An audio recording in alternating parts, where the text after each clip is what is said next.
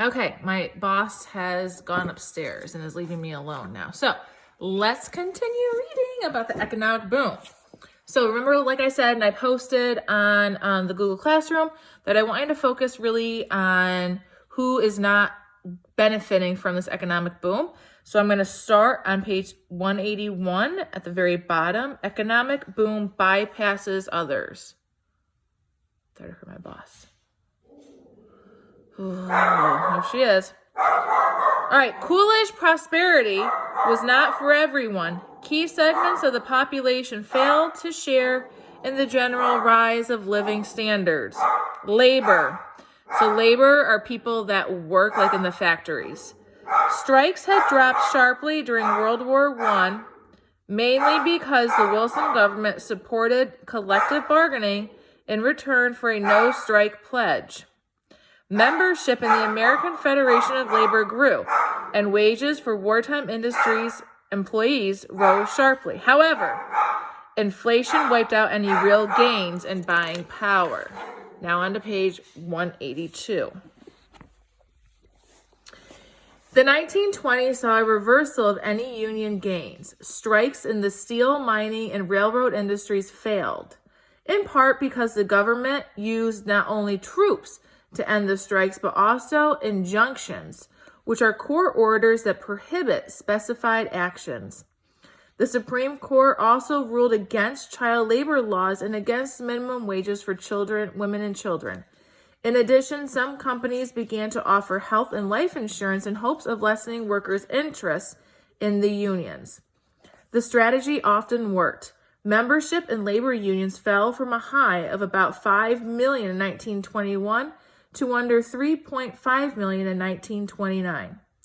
While the labor movement weakened in the 1920s, conditions improved for many workers.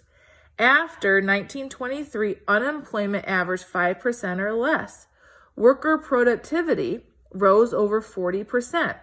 In general, however, real wages for workers increased only slightly during this period, boosted primarily by wages of workers in the new industries such as communications and automobile manufacturing. This situation meant that they could not afford to buy many of the new consumer goods. Farmers. The only farmers to benefit from Coolidge prosperity were those involved in large commercial operations. Small farmers were hurt by a combination of factors. Farmers expanded production during World War I in response to rising prices and the demand for food. They added to their acreage and bought more farm machinery. New machinery and new farm techniques increased farmers' crop yield per acre. After the war, when European farms began producing again, American farmers were growing too much. With overproduction, the prices of both farm products and farmland decreased dramatically.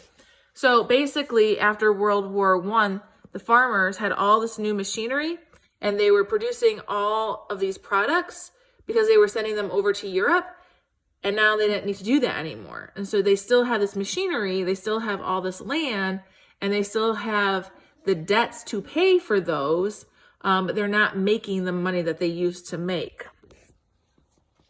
All right, the last bullet under farmers.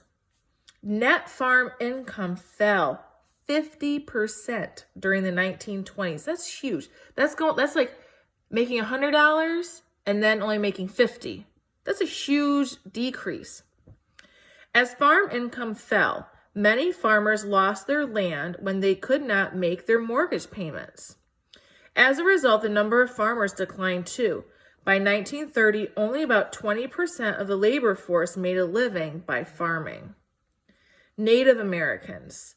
During the 1920s, Native Americans had the highest unemployment rate of any group and the shortest average lifespan. Most lived on reservations without basics such as heat and running water.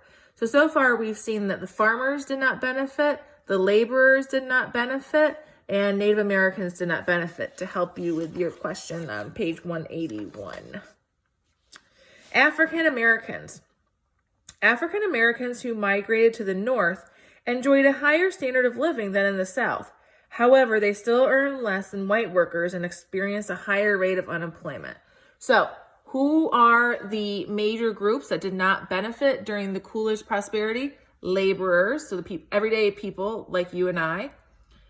Farmers, they're going to lose land because they don't have as much, they're going to lose their farms because they're not making money because they're not selling their products to as many people anymore.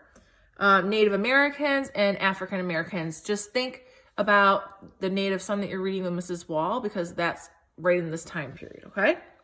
All right. I will let you guys go, and then I will read the next couple of pages and put that to you guys later, either today or tomorrow, okay? Remember, if you have any questions, I gave all of you my cell phone number, so you can text me if you need to. I'll be right there, Chloe. You can email me. You can message me on Google Classroom. You can go to the Remind app. You can go on School Tool. There's so many different ways to get in contact with us. There's really no excuse to not be able to get your work done, okay? Talk to you later. Bye.